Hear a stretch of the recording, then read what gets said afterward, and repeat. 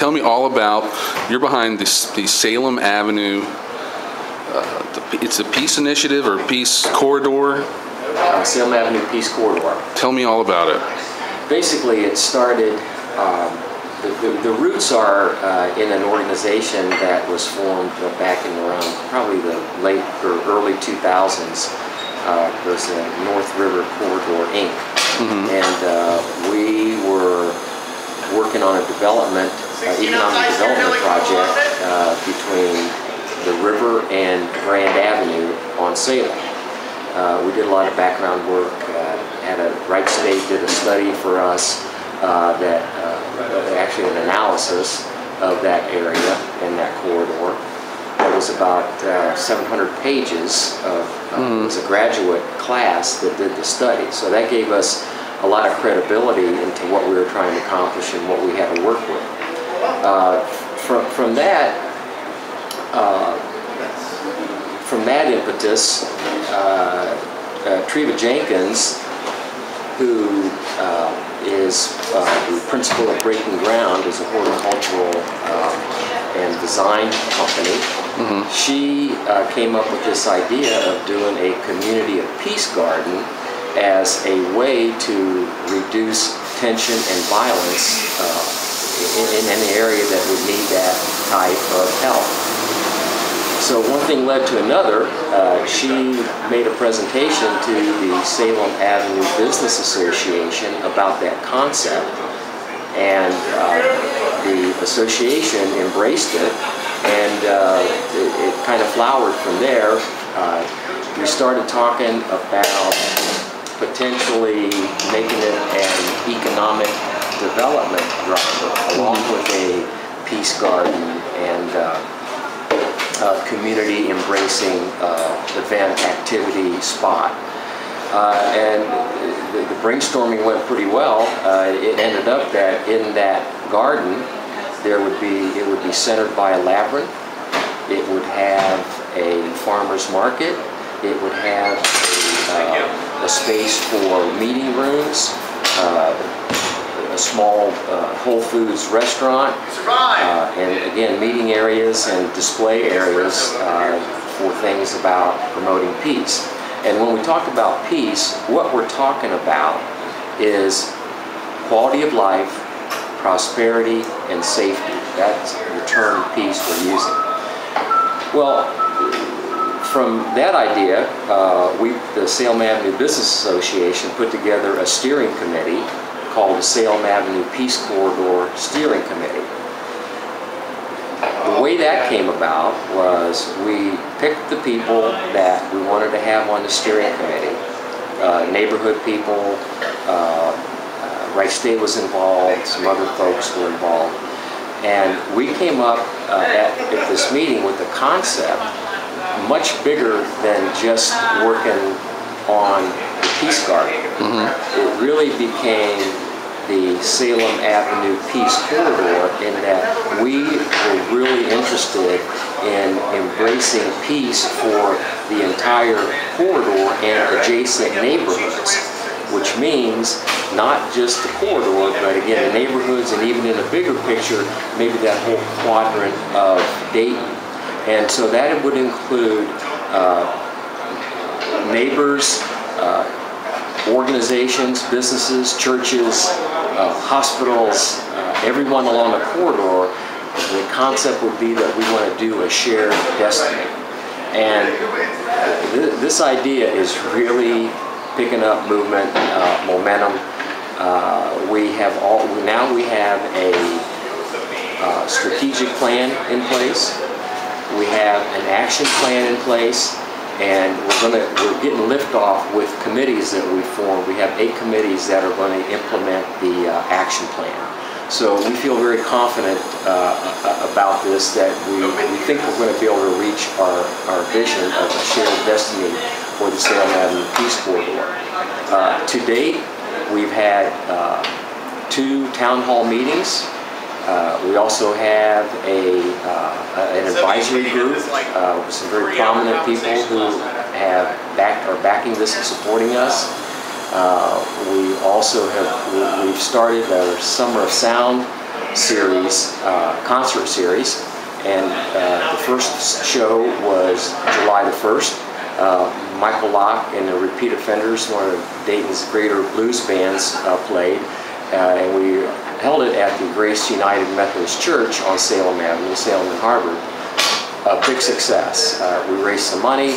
A lot of people showed up. A lot of people had a great time. And we're proving that Salem Avenue can have good activities. We're proving that Salem Avenue is a vital corridor. We're proving that we can make Salem Avenue be the vision that many people want Salem Avenue to be. What of young people in the area? You know, because one of the biggest issues, obviously, around peace and its counterpart, violence, has been youth violence and you know, isolated acts often. What kind of outreach, what kind of things are being done in that area with the youth, and what kind of response have you gotten from kids walking through the area, or you know, to what's going on? Well, from that standpoint, you know, we've not got this thing totally off the ground yet. We still know that the Cop Garden itself is going to be the center for these kinds of activities, that hopefully we can, again, reduce violence and reduce tension in that area. But the Cop Garden is going to have family events. It is going to address safety.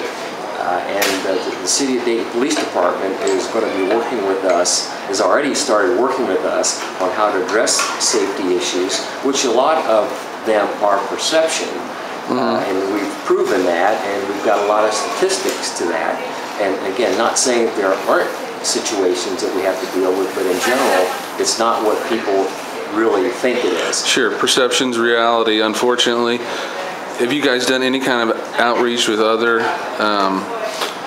type of media? Because one of the biggest recurring issues that I seem to get hit with Dayton, having been a citizen of Dayton, is, oh my gosh, you know, there's so much going on down there. And I'm like, you know, I lived in right off Wayne Avenue for 8 years. I never saw an incidence of gunfire. I heard about it on the news, you know, and I certainly don't want to like downplay it, but there is a different reality on the ground than as portrayed by the media, because you know they focus on every single macro or micro and try to apply it to the macro, when if you step back, it's like, well, my chances of being killed in a car were infinitely greater than walking the streets anywhere in Dayton if I break down the statistics.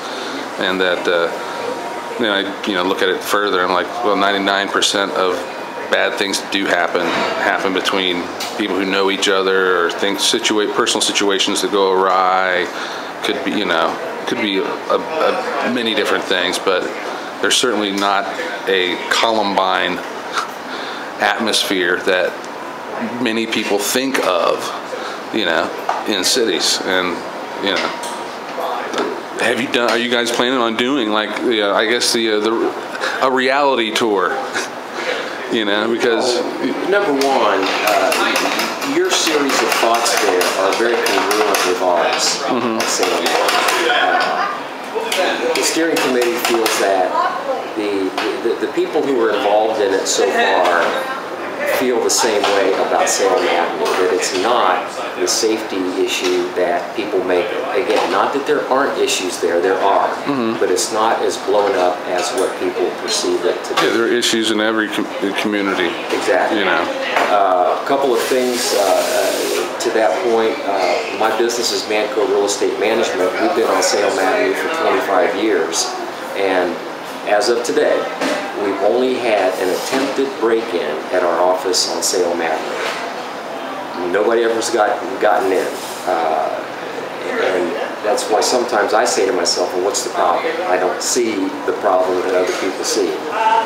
Reichert Buick Channel 7 is 22. Reichert Buick is very happy where they are on Salem Avenue. They're in a 100 block of Salem, and they do not have the issues that people would think they would have with theft and damage and so forth. Again, Good Sam is there. You know, they're not moving any place. They're putting a lot of resources and funding into the area with the Phoenix Project and adding on to the hospital. So we really don't think, again, that the safety problem is as full-blown as people think it is. So part of our job, and it is described in the strategic plan and the action plan on how will we be addressing the safety issues on Salem Avenue and working on changing the perception of those.